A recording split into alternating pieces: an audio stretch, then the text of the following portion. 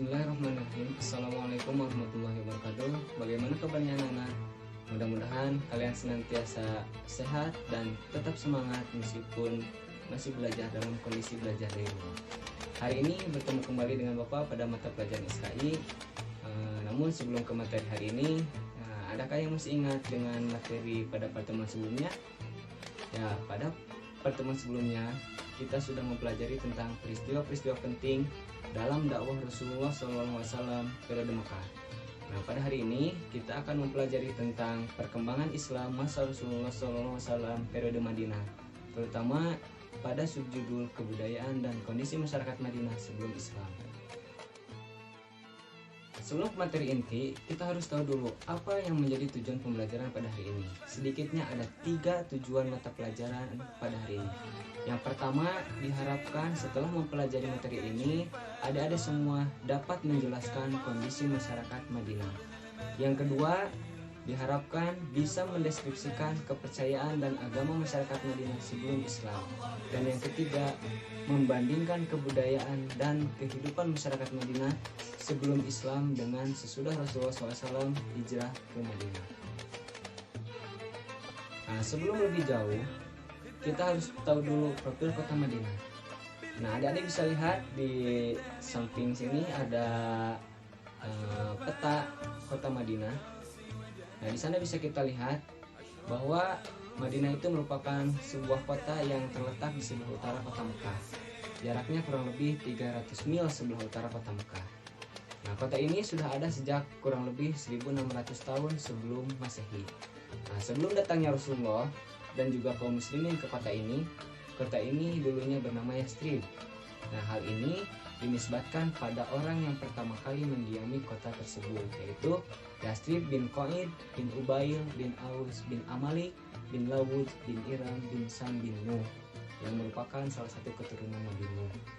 Nah, namun setelah Rasulullah hijrah dari Mekah ke kota ini, Rasulullah mengganti nama kota ini menjadi Madinatul Munawwarah, yang artinya kota yang bercahaya. Pada waktu itu, kota ini memiliki luas yang tidak terlalu luas, yaitu hanya 15 km persegi saja. Namun pada saat ini, kota ini sudah menjadi lebih luas lagi, yaitu luasnya mencapai 293 km persegi. Nah, selanjutnya batas-batas kota Madinah. Adapun yang menjadi batas-batas kota Madinah, nah bisa kita lihat pada peta di samping, ya. Di sini bisa kita lihat bahwa batas-batas kota Madinah yaitu di sebelah baratnya yaitu Harrah Wabaroh, di sebelah timurnya ada Harrah Wakim, di sebelah utaranya berbatasan dengan Bukit Uhud dan juga Bukit Sur.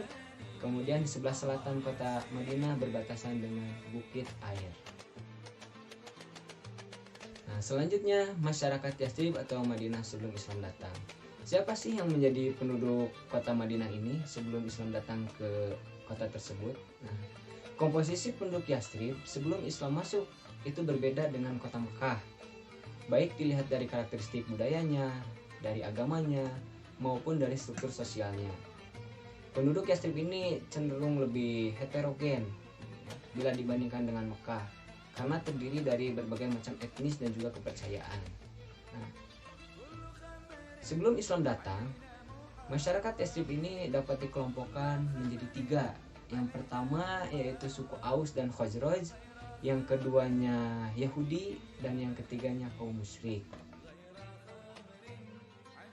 Yang pertama suku Aus dan Khazraj.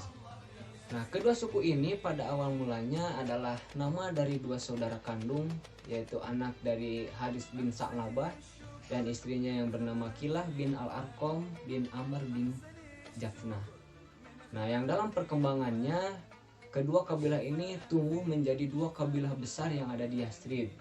Nah, namun selama kurang lebih 120 tahun kedua kabilah ini saling bertikai, ya, di mana pertikaian ini tidak lain disebabkan karena adanya provokasi dari kaum Yahudi yang iri dengan kemajuan kedua suku tersebut, ya. Nah, dan puncak pertikaian kedua suku tersebut yaitu terjadi pada perang Mu'adz, di mana suku Aus berhasil mengalahkan suku Khazraj. Yang kedua yaitu kaum Yahudi, ya. Nah, ketika kaum Yahudi berada di bawah tekanan bangsa Asyur dan juga bangsa Romawi, mereka cenderung berpihak kepada orang-orang Hijaz. Nah, walaupun pada dasarnya mereka adalah orang-orang Ibrani. Nah, sehingga mereka lebih memilih bergabung dengan orang-orang Hijaz ya. Dan setelah bergabung dengan orang-orang Hijaz, gaya hidup mereka berubah seperti halnya gaya hidup orang-orang Arab ya. Nah, orang-orang Yahudi ini secara ekonomi mereka itu menguasai bagian terbesar dari kegiatan ekonomi yang ada di Yastrib ya. Nah, dan ada 3 kabilah besar kaum Yahudi yang ada di Yastrib, yaitu yang pertama Bani Koinuko. Nah, Bani Koinuko ini merupakan salah satu sekutu dari suku Khazraj. Nah, perkampungan mereka berada di dalam kota Madinah. Yang kedua yaitu Bani Nadir. Nah, Bani Nadir ini juga sama, masih merupakan sekutu kaum Khazraj ya. Namun mereka tinggal di pinggiran kota Madinah. Yang ketiga ada Bani Quraizo. Nah, kalau Bani Quraizo ini adalah salah satu sekutu dari suku Aus. Nah, mereka tinggal di pinggiran kota Madinah. Nah, 3 bani inilah yang menjadi salah satu penyulut api peperangan antara kaum Khazraj dan juga kaum Aus ya, sehingga terjadi perang Bu'ats. Nah, selain itu orang-orang Yahudi ini juga menguasai sistem pertanian, sistem perdagangan, pertukangan dan juga keuangan yang ada di kota Madinah. Yang ketiga yaitu kaum musyrik. Nah, mereka ini adalah orang-orang musyrik yang menetap di beberapa kabilah di Madinah. Mereka tidak memiliki kekuasaan atas penduduk Yastrib. Ya, bisa dikatakan mereka adalah kaum minoritas yang hidup di Yastrib. Ya. Mereka memiliki seorang tokoh bernama Abdullah bin Ubay. Nah, Abdullah bin Ubay ini sebelum Rasulullah hijrah dari Mekah ke Madinah, ya, tepatnya setelah perang Bu'ats usai, Abdullah bin Ubay ini diangkat oleh suku Aus dan juga Khazraj sebagai pemimpin kelompok mereka. Nah, namun ketika Abdullah bin Ubay ini mendengar Rasulullah hijrah dari Mekah ke Madinah, dia merasa haknya akan dirampas oleh Rasulullah, sehingga dalam dirinya timbul benih-benih permusuhan yang kelak berkembang menjadi salah satu ujian bagi perkembangan Islam di kota Madinah. Nah, ketika Rasulullah hijrah ya, dari Mekah ke Madinah bersama kaum muslimin, maka secara otomatis di kota Madinah ini terdapat anggota masyarakat baru ya, yaitu orang-orang muslim yang berasal dari Mekah yang ikut hijrah bersama Rasulullah. Nah, orang-orang muslim ini dinamakan dengan kaum muhajirin ya. Nah, selain itu dengan adanya istilah muhajirin ini, kemudian orang Madinah yang menerima dan menolong kaum muhajirin ini juga disebut dengan kaum Ansor, yaitu kaum yang menolong, artinya menolong orang-orang atau kaum muhajirin.